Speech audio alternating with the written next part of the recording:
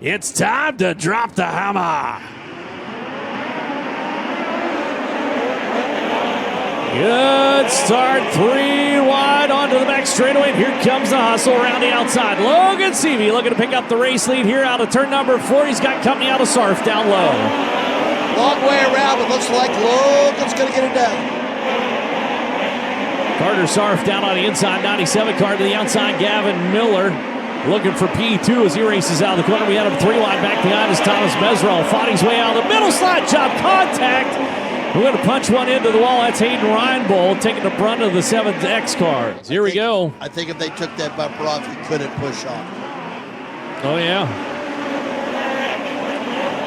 Back underway, and after the number 2 spot, Mesrell comes up, and unfortunately, Gavin Miller up into the wall. We got another one around. Caution's going to come out. That pass is not going to stick. Zandriotti's around down here in turn number 1. So did not score a lap into the books, and that's a good break for the number 2 car back at the Indy Motivation Work Area if we can get him back out here. Can he pull off the double? He seems to think so as he punches the throttle. We're back underway, and here comes Dom down to the inside. Slide jobs galore back behind. We'll wing it out across the racetrack. Zach Dom, the Dominator, working that low line after P2. He's got a little bit of help back behind her, a little bit of company in the form of Tanner Thorson and the Smith Tie number 88 car as Carter Sarf skips his way out across the racetrack. Ryan Timms had gone to the tail of the field, raced his way up through, just gave up about 3 spots as they had near contact. Is up front your race leader. Down into turn number 3. It's going to be 3 laps to go this time by for the number 57 car. Whoa, a little bit of a bobble there for Logan Seavey coming out of 4. Opens the door a little bit for Gavin Miller. Gonna have to mind these P's or Q's. Here comes Tanner Thorson looking for a podium finish for the number 88 car, working to the inside of Dom as they race on through now with 2 laps to go. Well, Billy Vukovic, J.J. Yaley. J.J. did it in 2 different states. What a day this will be for the Southern California driver. Got the field covered right now down into turn number 1 and 2, down the back straightaway for the final time. Climbed up back at the Silver Crown Hunt and holds on to the lead of the Midgets. There he is. Logan Seavey victorious. 2 feature event wins, 2 different divisions, all in one day. Doubled up with a 2 for up, and now the race car he comes. Make some noise for Logan Seavey. I'll bet that just never gets old. Today, this is going to be a day he just wants to keep on going forever. We're going to send it down with Christy Bemis.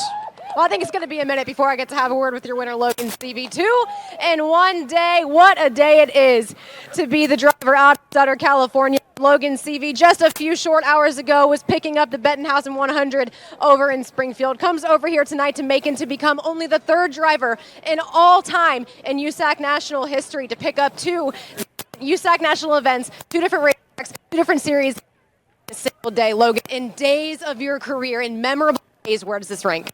Oh, pretty close to the top. You know, man, just can't say enough about this Abacus Racing team. You know, obviously with Rice Motorsports there earlier today, and all of our backers that make this happen. This is so cool to, like you said, to come to 2 different tracks and 2 different cars, and to come to a place I love is awesome. So obviously felt a lot better after leaving Springfield that I could win here, and my car's just been unbelievable. You know, I don't have to keep saying it. It's pretty much speaks for itself. So I just can't say enough about this team.